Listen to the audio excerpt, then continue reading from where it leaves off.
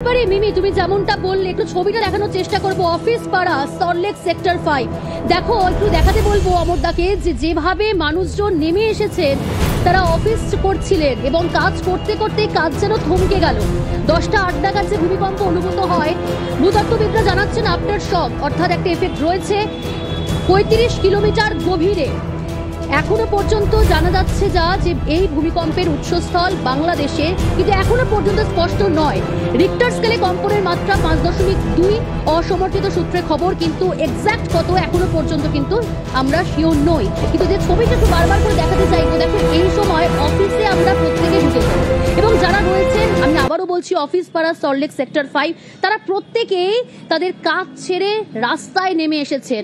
আতঙ্কিত তারা ভাবছেন যেভাবে ভূমিকম্প অনুভূত হয়েছে গোটা কলকাতায় এবং সল্ট লেকে, সেখানে কিন্তু তারা আতঙ্কিত হয়ে রাস্তায় নেমে এসেছেন।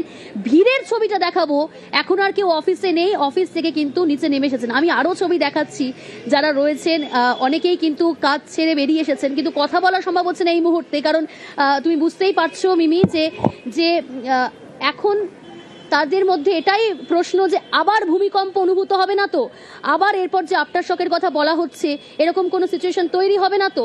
সেই জন্য তুমি এবং তুমি যেমনটা বললে যে এখানে সব ম্যাক্সিমাম বিল্ডিং কিন্তু হাই রাইজ, বহুতল রয়েছে এবং বহুতলে সেক্ষেত্রে বিভিন্ন অফিসের তরফ থেকেও জানানো হয়েছে, কর্তৃপক্ষের তরফ থেকে তারা যাতে রাস্তায় নেমে যান, তারা যাতে অফিস থেকে বেরিয়ে আসেন।